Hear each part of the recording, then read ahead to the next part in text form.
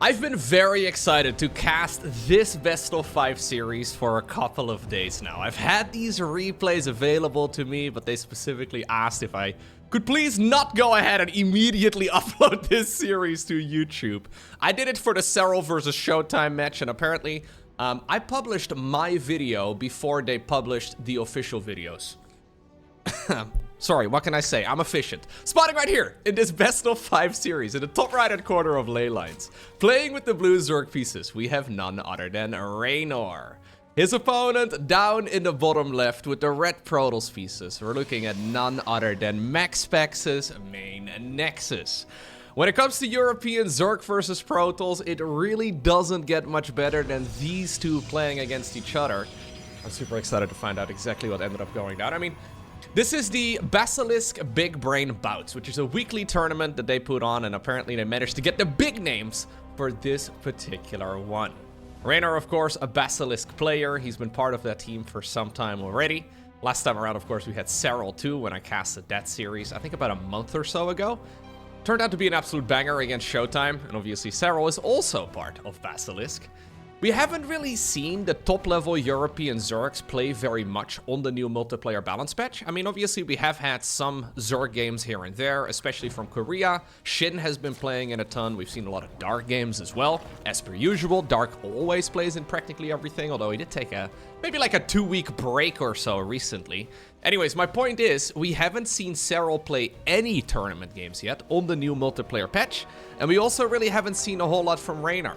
I know Reynor has been quite busy, actually. He's been streaming a little bit of League of Legends. Apparently, he's been ranking up quite a lot in that particular game. But I'm sure he's been putting in the work for StarCraft as well.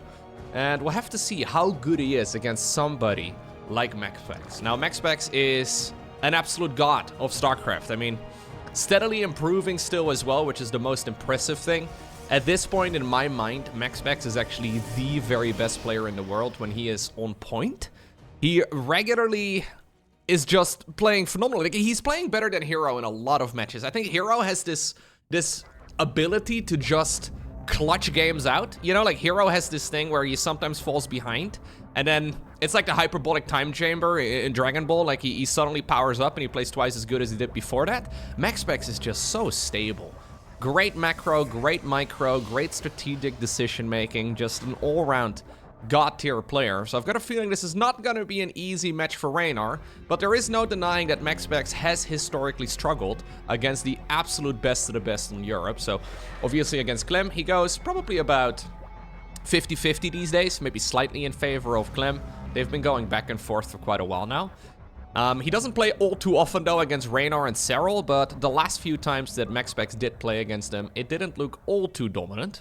But I feel like PvZ right now is in a better spot. It is a little bit easier. This is, of course, the new multiplayer balance patch. It is a little bit easier for Protoss across the board, specifically against Zerg. So, yeah, I've got a feeling that this is going to be a very competitive match. But I guess we'll find out. It's a best of 5. First player to win 3 maps will be the victor. I got myself 2 liters of water. I got myself a large cup of coffee. I think we should be in for a treat. Now, so far, a very conventional opener from both players. Nothing all too crazy.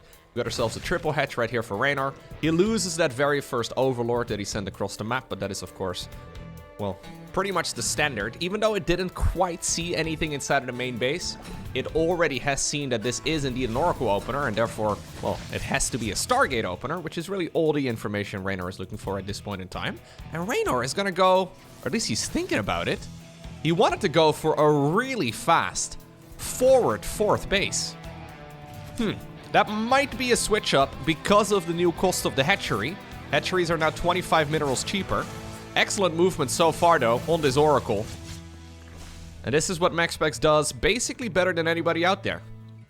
Now, I think his Oracle harassment is absolute god tier. This one, not so much. But the first one was really good. Already getting 4 kills, delaying obviously a little bit too to get that Overlord kill. He managed to snipe a Creep Tumor. Reynor, though, going for a much faster forward 4th hatchery than what we normally do see. So to clarify, the Queen is 25 minerals more expensive, but the hatchery to make up for that is 25 minerals cheaper. And obviously, well, hatcheries do generate larvae as well. MaxPax going for a very conventional follow-up. So we have an Adept push right now, followed here with a Twilight Council and a Forge. These are basically all, very significant skill checks. It's gonna force Reynor to make a whole lot of Zerglings here. He can't really defend this.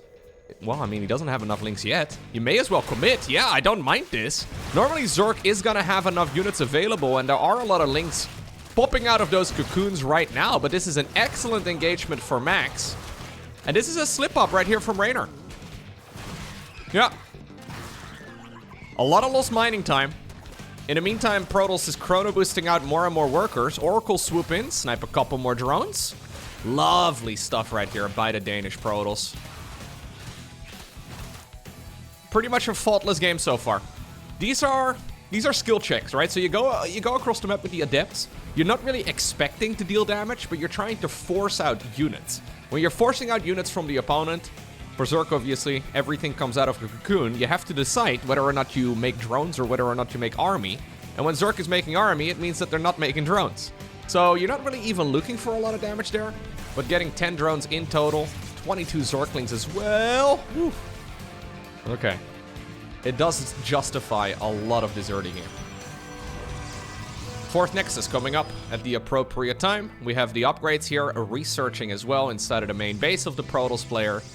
We have a shield battery, no, a photon cannon going up over at the third base in case there's like a cheeky little Zergling run by. Ling run bys though are certainly still a viable choice.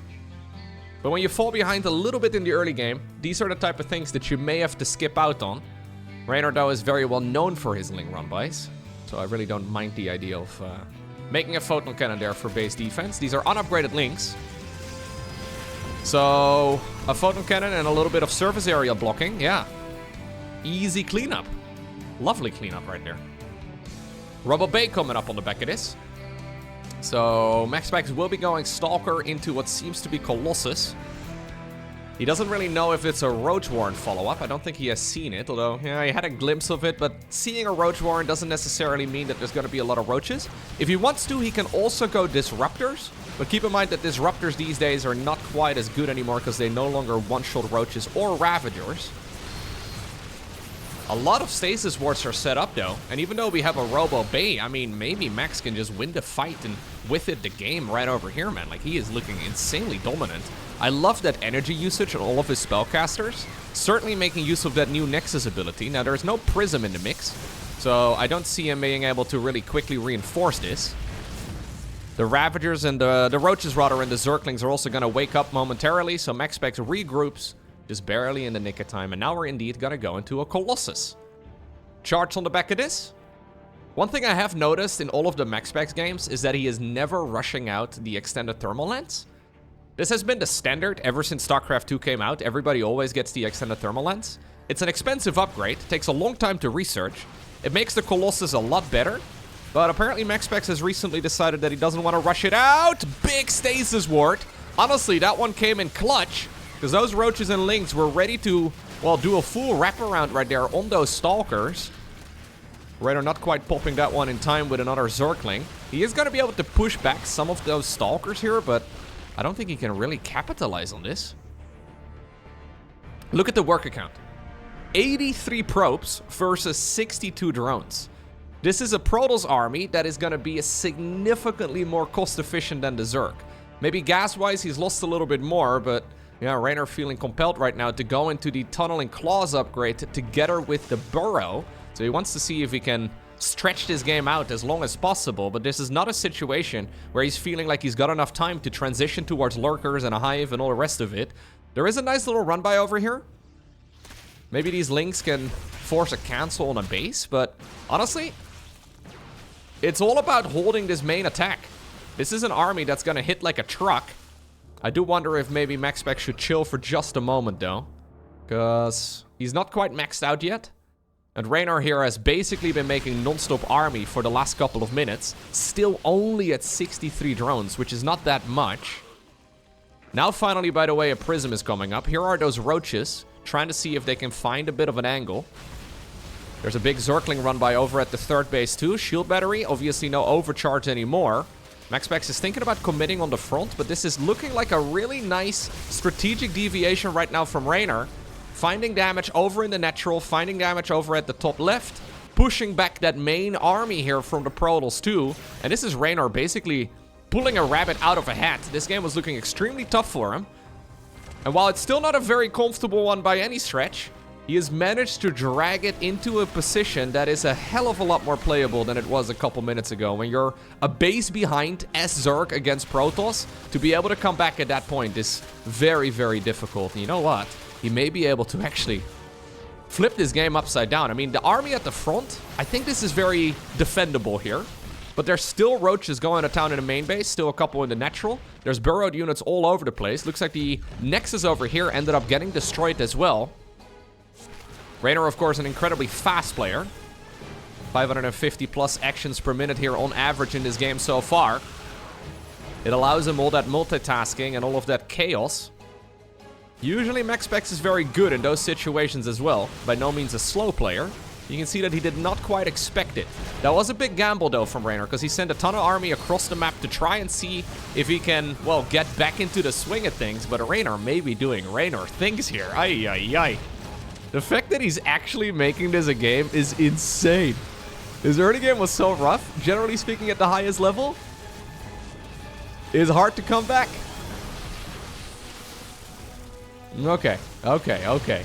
Now, there is a Zealot run by as well inside of the main base. That Prism, pretending to be an Overlord, but it's hiding behind those trees. A couple of the Zealots also going to town over at that third base. Looks like in the meantime, all of the fires have been put out at home.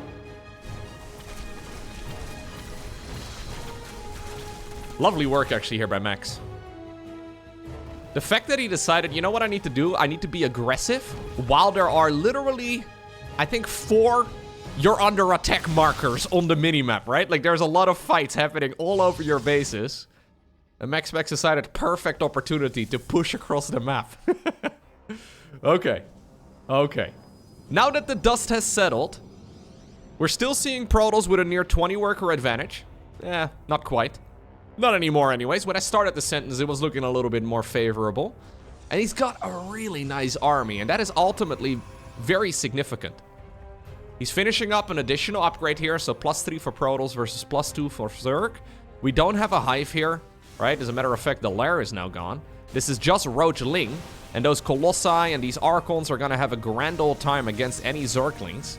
Extended Thermal Lens is well done at this point, and MaxPax is roasting some drones. There is another attempt of a run-by here.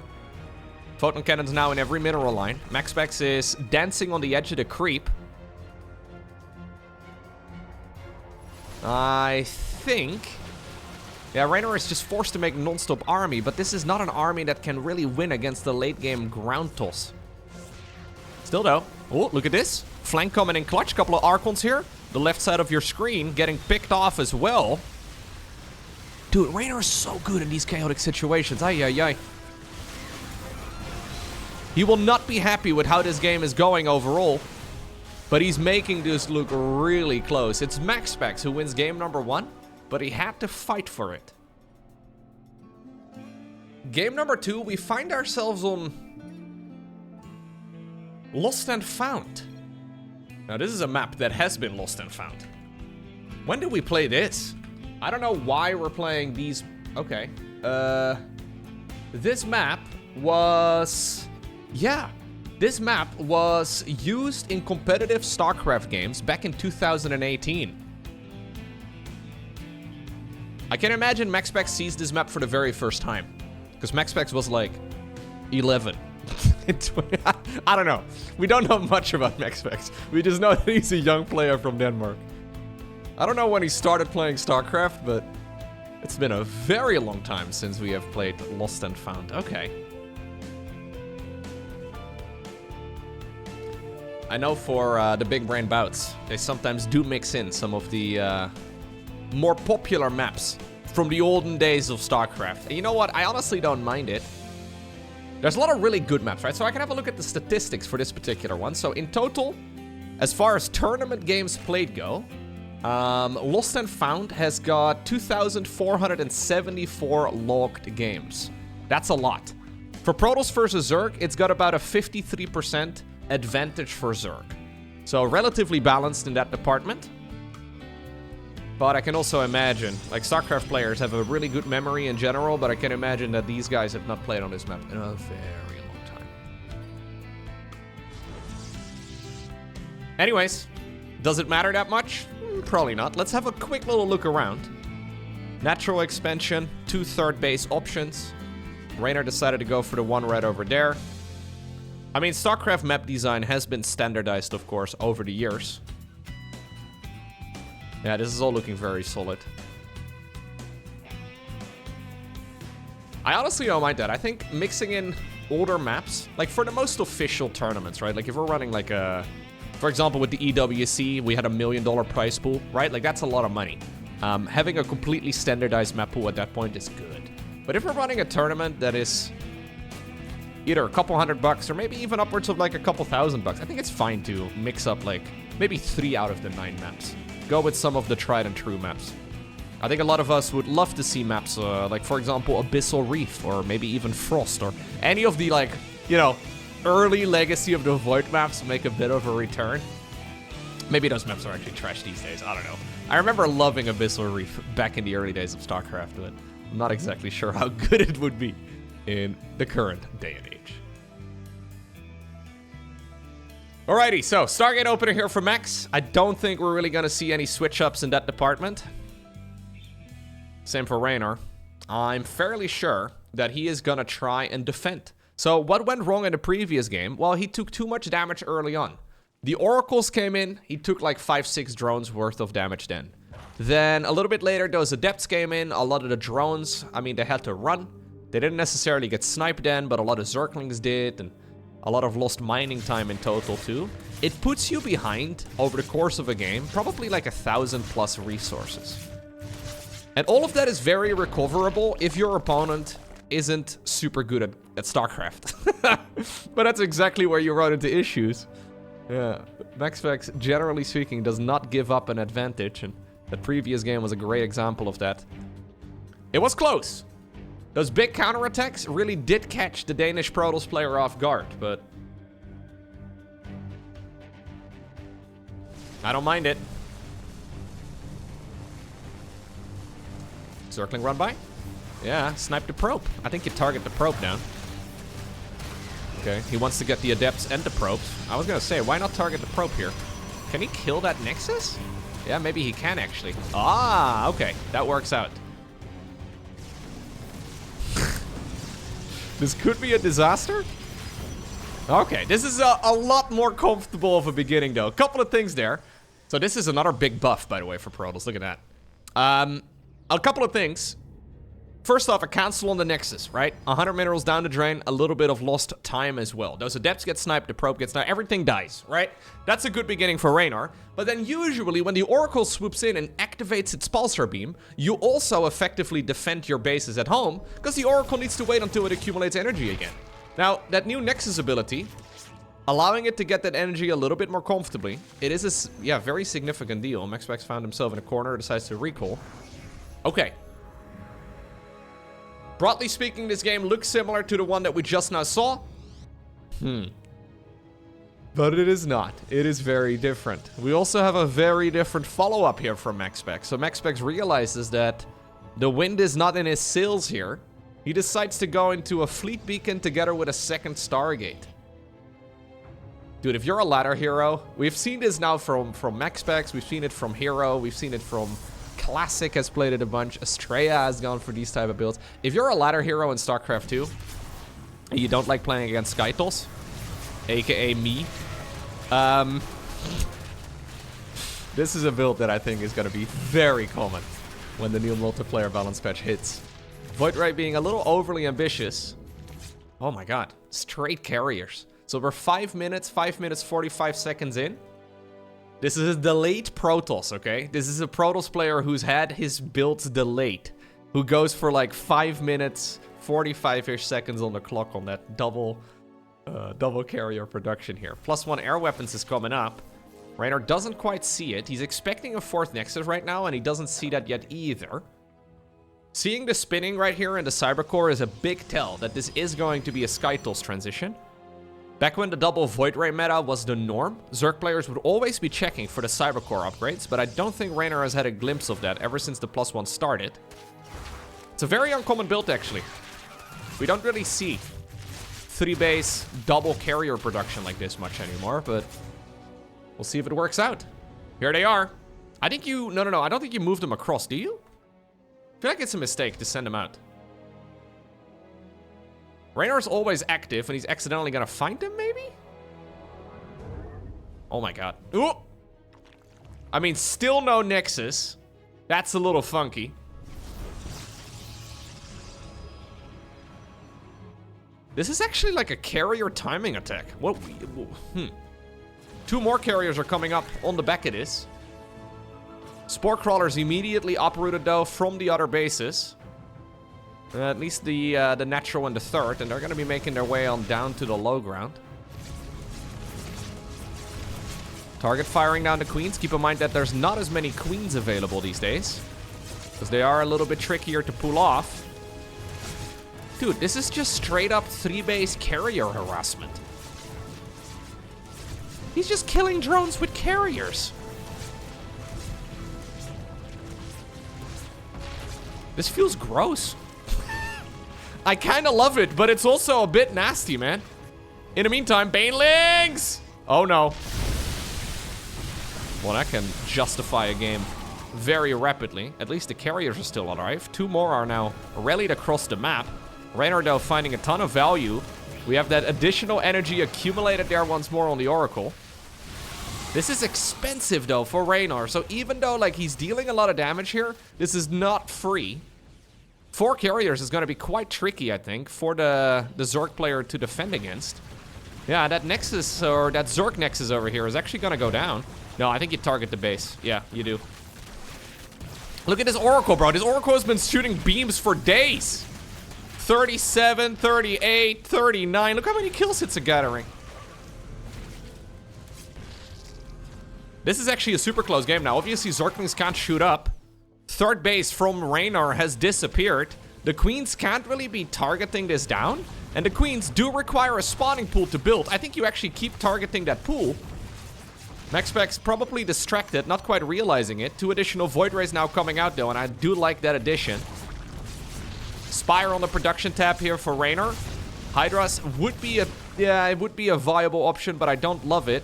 The Void Ray from the early game finds that base at the 12 o'clock position. MaxPax has been reduced to just 2-base economy. He's gonna need another base, and he will be starting one up in the other, on the alternative angle right over here. At least he's thinking about it. Base over here, by the way, has been denied. This hero Oracle, man, 61 kills! 61 kills on one Oracle. Carriers are, in the meantime, going to town on the other side of the map. They have been joined by their friends, the Void Ray. A lot of sentries here, too. This is, again, where that energy ability is pretty sick. You can force field for days. Recall is going to be used, and that will force these lings away. Reynor still has 53 workers, though. MaxPax, likewise, well, at 53. +2 air weapons coming up. That's a banger of an upgrade. If he finishes that one, every single one of those interceptors is going to be substantially more powerful. Doesn't look like a big upgrade, but it's a very, very pricey one. And the fact that Reynor did not quite kill the Cybercore may very well bite him in the butt. I think we're actually making infestors for Microbial Shroud here. Keep in mind that Microbial Shroud in the new patch sticks to units. So you can throw it onto a queen, and the queen will have a little radius around her, which is very significant, because it means you can actually chase units down reasonably well. So Microbial Shroud, probably the least used ability in all of StarCraft, but it reduces damage from flying targets by 50%. Absolutely massive. Usually quite bad, because, well, we don't really see carriers like this. We don't really see Void Rays like this. They're always accompanied with either High Templar or even Disruptors or something along those lines. Microbial Shroud, actually a banger here. MaxPax feels compelled to continue attacking. Spore Crawlers, by the way, deal more damage now, but they have 300 HP rather than 400. So you can kind of tell that they are dealing a lot of damage, but at the same time, they're also slightly more flimsy. Zealots getting tanked there by the Banelings. One of the Spore Crawlers goes down. There's the Microbial Shroud. Oh my god. Wait, is it chasing anything? Oh yeah. That's weird to see, isn't it? Look at that. So you don't actually target it onto a queen. You target it onto an area still. And then I think units that are going into that area just sort of get that cloud. Zergling run by in the bottom of the map. High Templar, by the way, are coming. Hold position. It's gonna secure more kills. Zealots on the left side do find a bunch of links. Looks like Protoss is gonna win that fight. Zerglings, though, in the meantime, have been denied. And after killing that base, at the 12 o'clock position, the Skytle's army has been recalled. Now, Ultralisks on the back of this is actually a really cool choice. Because Ultralisks will destroy anything on the ground. Ultras generally force out Immortals. But this is not a game where MaxPax can afford Immortals. Not yet anyways. So Ultras are going to kill any Archons. They're going to kill any High Templar, any Sentry, anything else. And then in the meantime, I guess... if you can deny Storm that way... Now that's a nice stasis. If you can deny Storm that way... it is going to make a very significant difference. Now, they're not out yet. Chitinous plating is a necessity. Without that upgrade, one of the Infestors gets sniped, but good fungal there on its way out. A couple of feedbacks as well on some Queens. A nice Storm goes down. But you can tell here that that damage reduction from the carriers is noticeable. I think MaxPax may have to queue up a couple more. The Mama ship is out, though. Mothership now substantially more dangerous in this matchup. It can no longer be abducted. I've been wondering, actually, about this Zerg unit composition. So, for a small period of time, we did have, like, Infestor Queen Ultra as a relatively viable choice against Skytles. It's never really been tested much because people found out really quickly that Immortals are extremely good against this sort of unit comp. But this is not really a game where MaxPax has any Immortals yet. Normally, there's a couple of remnants from the earlier stages of a match, but not the case here, obviously. So I wonder how effective this style will be. I don't think either player really expected to be playing these unit compositions, but sometimes the game takes you there. Banelings coming in once more. We have a couple of splits here on the Zealots to try and... Ooh! Energy! Lovely movement here, man. He was quick on those Nexus buttons. One of the links did slip through the cracks. That is a Zergling with Adrenal Gland, so it deals a lot of damage. Archons will pop the force fields. But here's the Queens, man. The Queens have made their way towards the other side of the map. Reynor is ready to take the fight to the Protoss. Ultras in the front, Queens in the back. Slow push with the creep. This Nexus is toast. No, I don't think he can fight that. Oh my god, MaxPax feels like he needs to. I mean, to be fair, maybe he doesn't have an option. In the meantime, the Mothership, look at it! The Mothership is killing everything on the other side of the map. I think we're gonna maybe see a mass recall. If he can't fight this Zerg army, I think he's gonna recall the opponent's base. Towards the opponent's base, rather. And he will probably try to see if he can do a base race. That is certainly an option here. Normally, you do it the other way around. Normally, you recall home. But maybe in this instance, you're better off doing it like this. Recall is going to be used, however. I think Mama is coming back home as well to throw down a Time Warp here. We have some Cloaking Field being activated. That Time Warp reduces attack speed and movement speed by 50%. But the Ultras, in the meantime, have already destroyed a lot of the ground. Luckily here, though, for the Protoss player, some of the units in the back were cloaked. I saw an Immortal going down there. Carrier still up in the air, dealing a ton of damage. Queens cannot transfuse off creep, so they have to step backwards for just a second. I love the addition of the Tempest here. Nexus ultimately does fall. MaxPax now 15 minutes into the game is only on 2 bases. Dude, that was an amazing fight. I've got nerd chills all over my body, dude. That was sick. Ay, ay, ay, ay, ay. What a game. The carriers, though, are chasing this. I mean, I'm thinking this is amazing for Reynor, and I do believe that he is ahead at this point in the game. but he needs to be extremely careful. He's bleeding out a lot of stuff.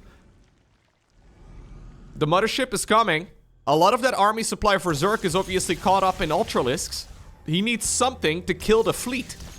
And at this point, there's 13 Corruptors. That's actually more than I thought. There's 13 Corruptors, 4 more coming up. Void Rays are being forced out too. MaxPax not really confident to go for another expansion. Keep in mind that Recall will likely still be on cooldown here, so Protoss will not be able to go home. Parasitic Bomb. Parasitic Bomb is huge! Good luck splitting against this. We're gonna fly it in. This is called the Loko maneuver at the professional level, using that Parabomb to deal a lot of damage against all of those carriers' interceptors. Wow, Reynor, what a game. GG. Next up, we find ourselves on Data C. Another old map. That was such a good game. I actually think that might be my favorite game on the new patch so far. So scrappy, you know? To be forced into Mass Queen as really your best early game option there. Because, of course, you needed something against those 3 base carriers. It was ultimately a result from MaxPax being delayed. So MaxPax losing those adepts at the 3rd base, not being able to really go on the Oracle offensive, the Void Ray not really keeping him safe, and then the cancel on that Nexus, right? Like, all of that forced him to make decisions that he didn't really want to make. Momentum in this matchup is huge. And he decided, you know what? This is how we're going to take this game forward. This is what we're going to go ahead and do. Oh, okay. Now, by the way, I know there's always people that ask. The Loko maneuver.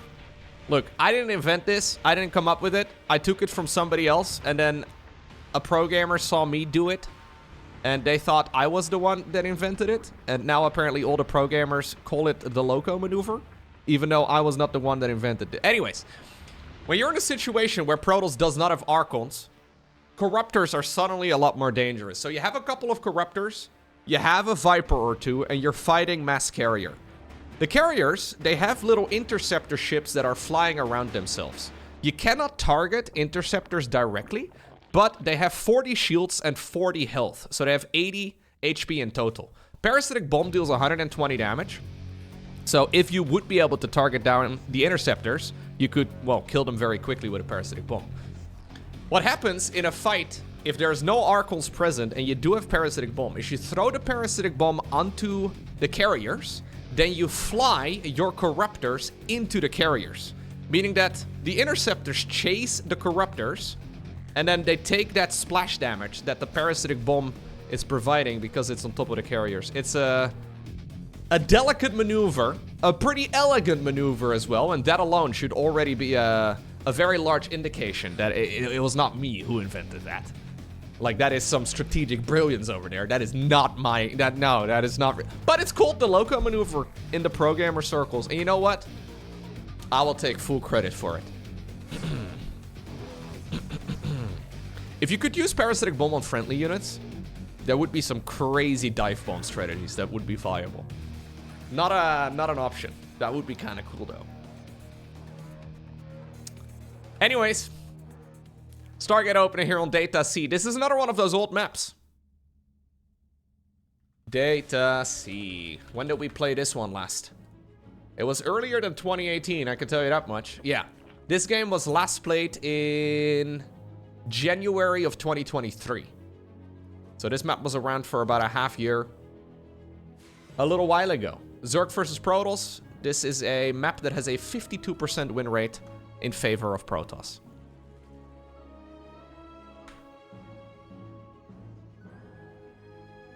Imagine rushing out speed overlords to then throw parasitic bomb on overlords and then to fly the parasitic bombs into the carrier. I mean, I wouldn't mind having a reliable anti-air source, you know, that isn't Corruptors as Zerg. Like, I feel like Zerg in general is a little limited as far as their air-to-air damage goes and anti-air across the board. But you know what? If more gimmicks is what we need, allow Parasitic Bomb to be targetable on your own friendlies. You could do a crazy set of strats there. Anyways, let's see. Let's see. How much damage can we do this time around in the early game? One drone. GG. 2 drones? Sorry, my coffee's gone cold.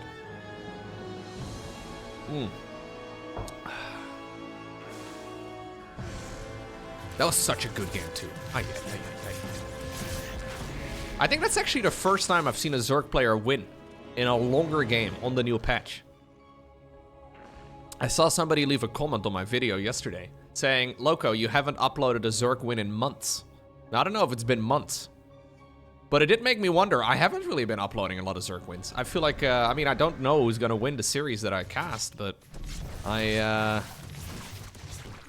Zerg seems to be doing really well, making it to like the semifinals of the online cups and making it to the grand finals and stuff, but I have noticed that the top level players, they do seem to destroy Zerg more often than not lately. That was a super scrappy game, dude. A very scrappy game there. Low economy matches. And I feel like Reynor is one of those players who is really good when it comes to chaos. Chaos is a ladder. Peter Baelish already told us that years ago. What was the exact quote again? Chaos is a ladder? Such a good show. Chaos isn't a pit. Chaos is a ladder. Many who try to climb it fail and never get to try again. The fall breaks them and some are given a chance to climb. They cling to the realm of the gods or love. Only the ladder is real. The climb is all there is. God. It's true, isn't it? Shout out to Lord Littlefinger. Oh. Reynor's going +1 melee. No, actually, I was gonna say, I thought for a second it was like a 1 basal, and he was accidentally going double lair. I was gonna say, this seems really weird to be canceling a lair here, but he already had one going inside of the main base.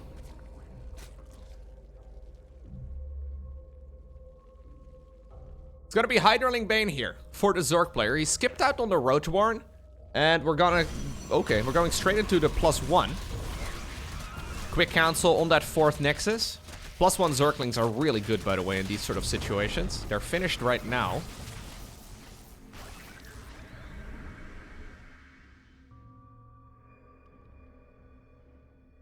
MaxPax will be forced to remake it. Archon drop on the back it is, by the way, which is quite nice. We have a quick High Templar follow-up. A couple of Zealots get warped in. Charge is done. Very curious little follow-up, actually, for MaxPax. We don't see this one all too often anymore these days. But I guess if we're on an old map, we may as well. Okay. Make sure to save the Archons, though. Ooh, that was really clutch.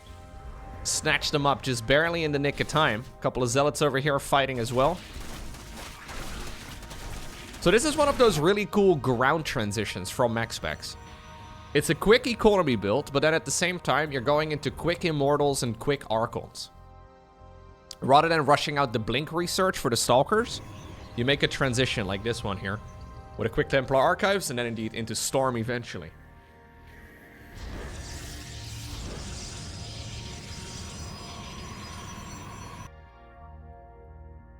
This is one of those high risk, high reward type of strats though. Because if you lose the Prism, especially with Archons inside of it, you basically lose the game. Obviously, at some point, you have a little bit more leeway, but if you lose it early on, it's basically GG. Luckily for us, MaxPax's real good at the game. Now, we have Immortals coming up. Immortals are a curious unit. It did get changed a little bit in the new patch. So, it deals 10% less damage. Which is a little silly, but okay. And then at the same time, it's also 25 minerals cheaper. So it deals slightly less damage, but it's also about 10% cheaper. A lot of people are calling this a heavy nerf. I'm not exactly sure if I agree with that. It is an adjustment. Quite an unnecessary one in my mind, but it is certainly gonna make the unit... Yeah. It's gonna be interacting a little bit differently, especially against, like, for example, like late game Zerg armies, where you're going up against Mass Lurker. In the past, Protoss had a really good shot at killing that sort of army with a ground toss force. You can still do that, but it's a little bit more dangerous. Protoss in the late game is usually quite limited by the amount of gas that they can get, so the mineral cost reduction is not super significant in that department. We haven't really seen that mass immortal style as much. Okay. Lovely split here by Reynor. Trying to dodge as many of those storms, but that's the nice thing about those Archons. You can damage their shields, but if you're not actually killing them, you're not achieving anything, because they regenerate extremely quickly. That was a trait right there for Reynor. Cleans up those zealots, but you're still trading out minerals for gas. So I don't think MaxPax really minds that all too much. Zealots obviously are, well, just minerals. Prism finally goes down. Warping in the main base is also going to be denied here eventually. Queens will keep each other alive. Now, as the Zerg is making a transition towards lurkers... Ooh, Storm is going to be really juicy here. Careful though, Max. He's coming in from every side. As Zerg is making a transition towards lurkers, so that's the ranged upgrade for lurkers. We have the Hydra speed upgrade coming up too. That's that new frenzy ability. Protoss is already going into Skytoss again. So we have carriers coming. We have the +1 air weapons coming. And we've got ourselves a Mama ship coming up. This is a much more conventional game. A much more high economy, high-tech type of setup, right? And from this sort of position, I don't recall myself ever seeing a Zerg player win in the late game on the new patch. Now, obviously, I haven't seen every game. At least not at the highest level. I know there's been a bunch of games where, like, Shin has been nominating his opponents, but not when players are at a, you know, at, like, an even footing at the highest level of the game. I haven't really seen any Zerg player do particularly well against Protoss in this type of situation. But maybe Reynor can show us how it's done. Obviously, keep in mind, again, little asterisk right next to that. We have seen MaxPax play, we have seen Clem play, we have seen all the top-level Terrans and Protoss play. We haven't seen Serral. It'll be a big day when Serral sets foot onto the battlefield again. Nice little stasis ward over here. Yeah, MaxPax trying to see if he can maybe get some damage done, but there's a lot more lurkers on the back of this.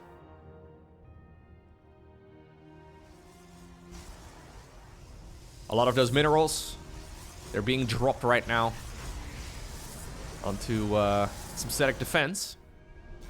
And Reynor essentially has all the bases he ever needs here.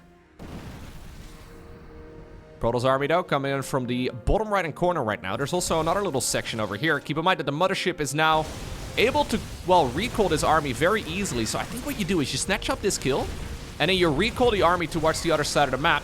Mama ship in the meantime, man. Getting some damage done of her own. Not bad whatsoever. 4 kills. Man, once they get the taste of blood, it doesn't leave them anymore. Nope, nope, nope. That's a lot of lurkers. Good reaction speed, but there's the recall towards the mothership. Can MaxPax find an angle where he can avoid those lurkers? The lurkers are already running on over in this direction. 19 of them.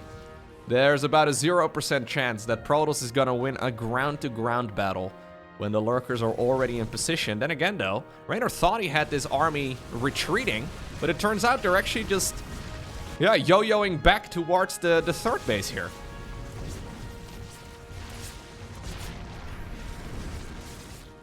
Some awkward positioning here. Yeah, a little bit of awkward positioning. MaxPax will be more than happy to replace any of his lost ground units, because he's maxed out, right? He's MaxPaxed out. He's replacing them right here with additional carriers. And ultimately, that is gonna nullify a lot of those lurkers when there's no target for them to hit anymore. +2 air weapons, though, once more coming up. I wouldn't mind seeing a second Cyber Core here, too, for the Protoss player to double upgrade those flying units. Especially against Hydras. Against Corruptors, armor upgrades are not as important.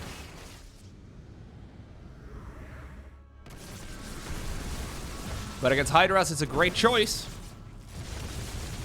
This could be a really awkward flank here, though. Yeah, I don't know if I like this position here for Reynor. Like, he's setting up shop in the middle of the map. It's a flank on a flank on a flank. This is a weird sandwich, dude. Some storms coming in over there. Time Warp is going to be used over there, too. Protoss army still waiting on that high ground. I think you disengage.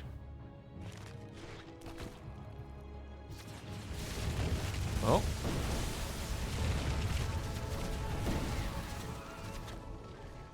Cloaking field has been activated. Keep in mind that those mothership cooldowns are very long. We'll not be able to use it again if this battle is going to take place in the next minute or so. So far, they're mostly tiptoeing around each other. There is, in the meantime, also a Zealot run by at the bottom of the map. That Nexus, that Zerg Nexus, is certainly going to die.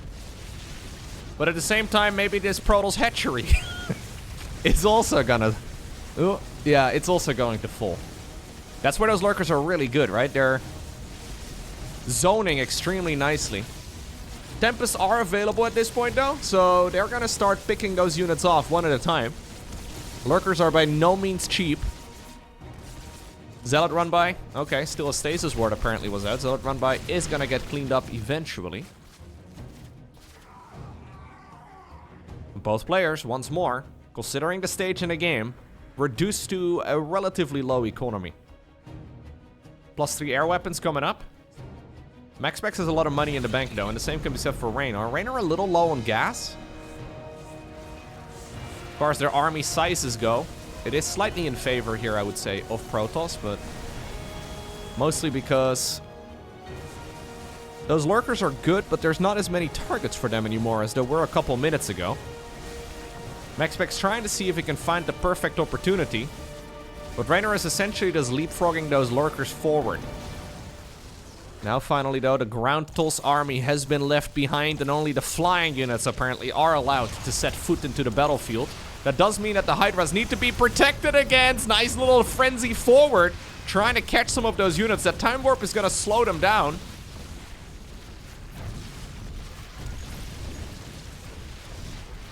Yeah, I feel like ultimately you do need corruptors. Like, this is my main concern. This is what I was trying to say earlier. I don't know if you can actually win a late game Protoss versus Zerg when you're going mass Hydra. It seems to me that you are forced to go corruptors. If Protoss plays well, you're pretty much meant to go corruptors. Problem is, at this point, if Reynor makes that switch, he's not going to have any upgrades for those flying units.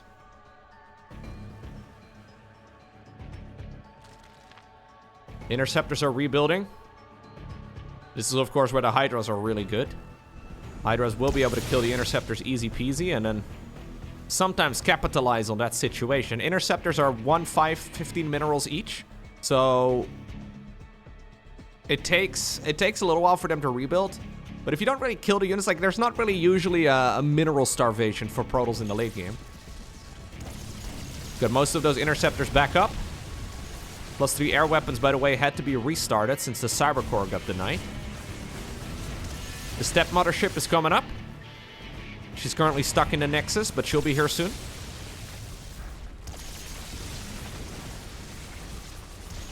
And he's constantly trying to, like, go around and zone against those lurkers, but I don't know. I don't know if you can fight this type of army reliably with Hydras. Oh my god! Oh, GG! Sorry, can we look at that again? That Hydra speed is so fast. So that's the new Hydra ability. Look how fast MaxPax was, though, on the storms there. Like, they just dashed in and then immediately got stormed. What's the weather forecast like, Hydralisks? It's stormy! God, I didn't know StarCraft 2 was a horror game. Yeah. Literal jump scare.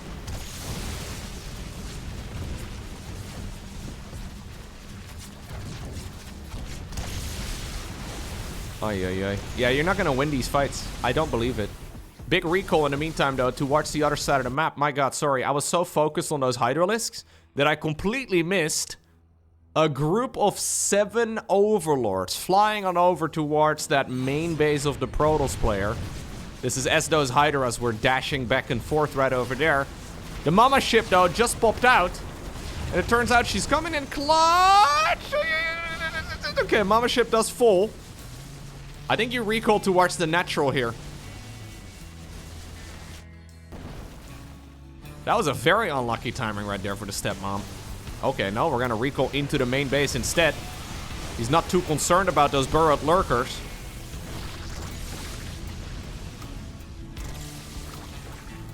And while that may have been 400 down the drain for MaxPax, I think that was about 2,000 down the drain for Reynor. He did kill some infrastructure as well, though. Fleet beacons are obviously not cheap. Yeah, and Reynor's bank has disappeared. MaxPax still is maxed out, and he's got 8,500 resources in the bank.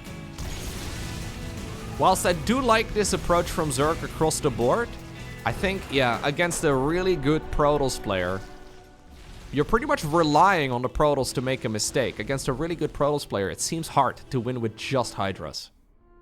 Next up, we find ourselves on Whispers of Gold.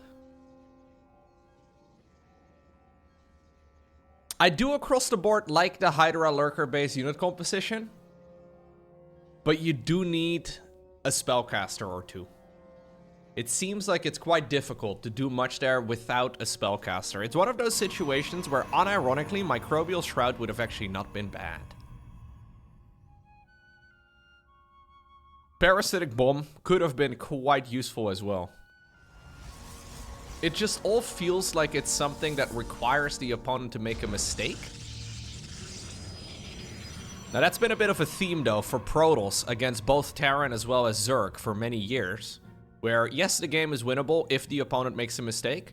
And it seems like on this new patch, the tables may have been turned a little bit. Where now Zerg is dealing with a very similar situation. Where they can deal damage with their spellcasters, and it can be really good, but it does require the Protoss player to maybe be a little bit distracted. Now, we've seen that work well, though, in the previous patch, too, with that, like, late-game mass lurker style, right? That mass lurker, mass Nidus network style from Rogue, where he's just trying to create so much chaos all over the map that those fights are, well, at least one of them is bound to be good at some point. It does definitely reward speed, so I'm sure Zerg players will figure out something. But yeah, just Hydras with lurkers, it works well until it doesn't, right? It works really well for some time, but then at some point that Protoss army is just too well done. So let's see. I think Zerg is forced to reinvent some of that late game, right? So the reason, by the way, to clarify why he didn't go Corruptors, there's a moment where you can go Corruptors, and if you choose to not go Corruptors, because you feel like you can do it with Hydras, if you don't build the Spire at that point, your upgrades are gonna never finish. So the problem you run into is that Protoss is obviously going into Skytos, they're already upgrading their units. If you then wait with going for a Spire, your, well, late game units are never gonna finish. Like it's gonna take about 7 years for those upgrades to finish. At least that's what it feels like. And when you're fighting against like +3, +2, or like +2, +1 carriers with unupgraded Corruptors, you just don't deal enough damage. So this is a bit of a puzzle that Zerg players will have to figure out.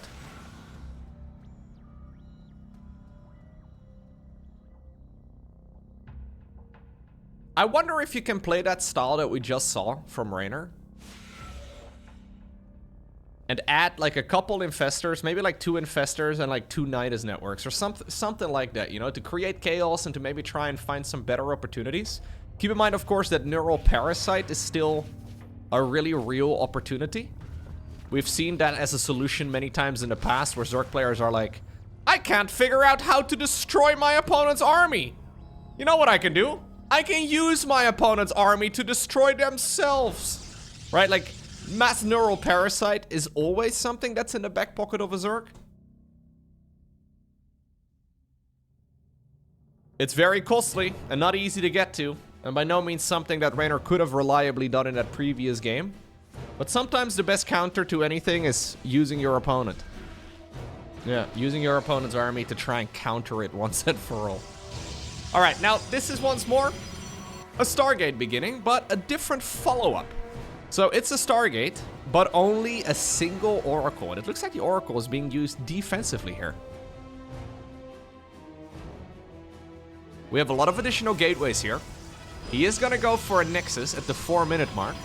But this is a little bit later than with a regular Stargate opener.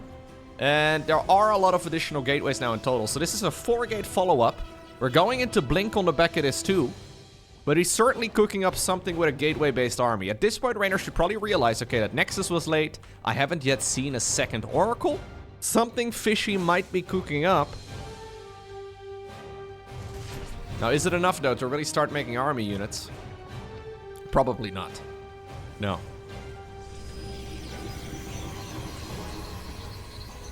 Okay. The Stalker Ball is being warped in. It seems like MaxPax is going for some odd Mass Stalker attack here. Now, obviously, we see Mass Stalker very commonly after a Oracle opener, but generally speaking, it's first like 3 Oracles and then eventually Stalkers. This is essentially hitting off of 2 bases.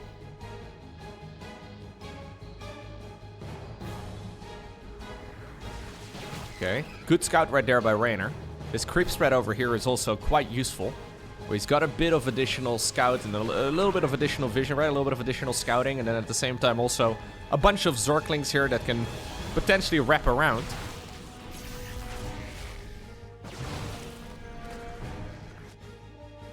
In the meantime, probes are being made for that Nexus. And whilst Zerg is making non-stop Zerglings, MaxPax is not really committing with anything yet, which is what making this quite tricky for the Zerg player to deal with. Like, he's picking off an Overlord, he's got a Creep Tumor or 2. But this is pretty chill, actually, from MaxPax. Like, he's cooked all of this up, and then he's like, I didn't actually want to fight. And he's forcing out all these units from the Zerg player while building up his own economy. Tiny little supply block right here for Max. Should be able to finish up those pylons now. Okay. Reynor has now realized, though, exactly what he's playing against. He realized it a little while ago. He's gone back to droning. But we don't have an Evo chamber yet. No Hydra Den, no Baneling Nest, none of that. It is just a whole lot of roaches and Zerglings. Drones and Queens, that's it.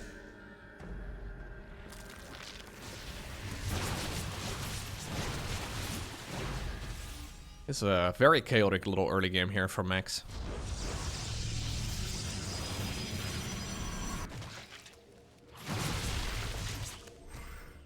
Oh, Zerglings though, coming in clutch. Oh, the Stasis Ward again! Dude, he has been saved by the Stasis so many times. Great television show, by the way. Saved by the Stasis.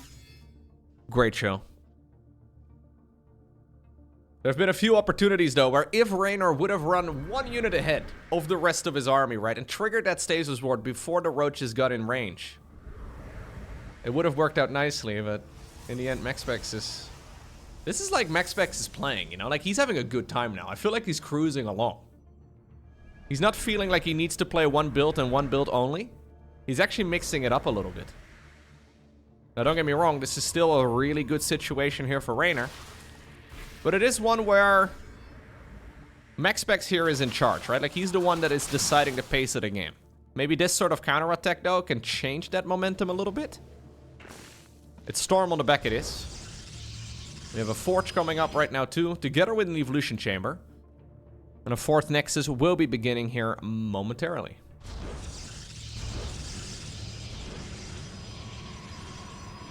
Okay.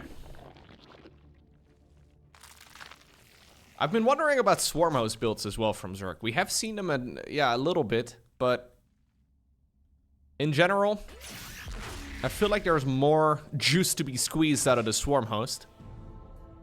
Overall, of course, it's a bit of a dangerous unit to go for, but we have seen a bunch of Zerg players in these like weird situations, these uncommon spots, make that sort of transition. I don't know if that's something Reynor goes for. But this is one of those uncomfortable spots, right? Like, do you feel like you can go into a Hive right now? Probably not.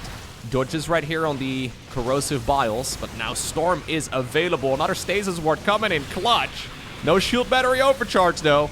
Oracles fly forward. Archons clump together. They can take a lot of additional splash damage. Dude, those Stasis Wards have been so pivotal in all of those engagements. The fact that MaxPax is actually in this game, and not just in this one, but also in some of the previous maps, it's all been because of those stasises. Stasi. Stasusis. Whatever the correct plural of stasis is. He's been dealing a lot of damage with it to that Zerg army just by taking them out of the equation for a little while. using that Nexus ability over and over and over again to get additional energy on those oracles, and they're just buzzing around.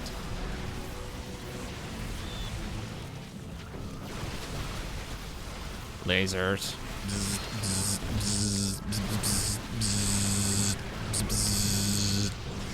Yeah, and ultimately this is gonna be fine, right? I mean, now finally queens are coming in, but this wasn't really intended as a queen march.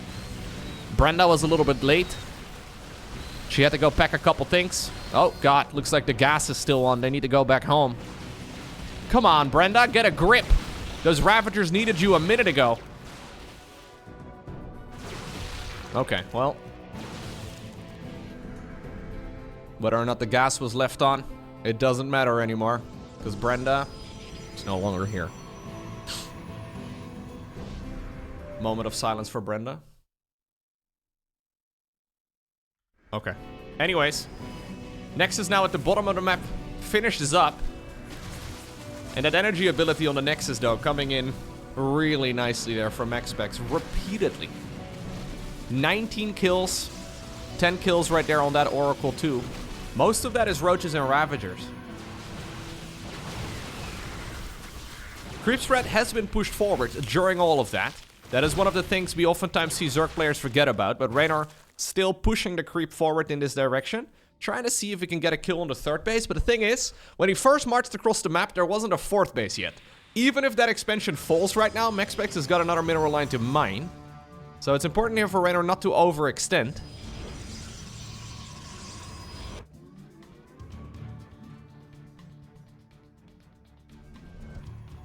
War Prism. Hatchery up north. One Immortal in the mix here. Hey, look. It's those Oracles again from the early game. Ay, ay, ay, ay, ay. Good Storm. Really lovely bait here on that Storm as well. Forcing the Zerg into that choke point. Waiting a second. Then storming. Dude, Oracles are insanely good. Yeah. I feel like we need to make, like, more Oracles. More Oracles. I think you go all the way up to 4 Oracles. I think that's... Okay, never mind. We're going into a Fleet Beacon instead. We don't see a second Stargate, so I would imagine that this is going to be... This is going to be for a Mama ship. This fight will certainly be won by the Stalkers. Fight up north, also looking pretty good here for the Protoss player. Okay, carriers are likely once more on the horizon. Reynor decides to go into a hive together with a Hydra then. So, no transition towards Corruptors. It seems like Reynor has decided that Corruptors are just not the way to go. I think he wants to go Lurkers again. But this is obviously quite late as far as a Lurker transition goes. +3. We have the +2 coming up as well. In that department, Reynor is quite far behind. Looks like a couple of Zealots managed to make their way into the main base because of the War Prism. A couple Zealots up north as well. But there's the Mama ship. Yeah, so this is just a single Skytools unit, right? I mean, we don't have an additional Stargate. This is just him getting the Mama ship. I think we've seen a Mothership now in like 95% of the games that go past the 10-minute mark for Protoss. Specifically against Zerg. Against Terran, it doesn't seem much changed, but... Against Zerg, it seems like an absolute no-brainer right now. Very cool. Finally getting the recognition that it's been missing all these years. There's indeed the Lurker Den. And, well, apparently now with some additional money coming in, MaxPax decides to spend some of his savings onto 2 additional Stargates. He's currently maxed out. Big blink forward, but I would imagine that any lost supply may be replaced right now with, well, for example, carriers, but Tempest would also be an option. Oh, first shot right there went onto the debris. Zealot run by on the left side of the map. Zealots inside of the main base too from that prism. Storms are going down left, right, and center. Whoa! We even get a couple of collateral drones here. Wow, okay. MaxPax was ready to make a transition. He was going Skytles. The mothership has been invested into 400, 400. It's 300, 200 as well for the fleet beacon. He just had 2 upgrades finish up after the game ended. He had thousands of resources caught up in things that weren't even part of this fight yet. And he already decides to tap out. That is... Yeah, I think Reynor is seeing where this game is headed, right? So you can definitely play. I think that's what we've learned from this series. Zerg can definitely contest with Protoss in the late game, but when you're in one of those situations where the game is even, or you're slightly behind, or you're significantly behind, making that transition seems to be really tough. It reminds me a little bit of Protoss versus Terran, where Terran is going Mass Liberator, and ideally as Protoss you want to start making Tempest, but sometimes your best weapon is Stalkers, and then sometimes you just get suffocated by Liberators because you can't stop them, right? You can't really deal with it. It seems like Zerg may also find themselves in a comparable situation now. Very cool series. Incredibly well done by MaxPax.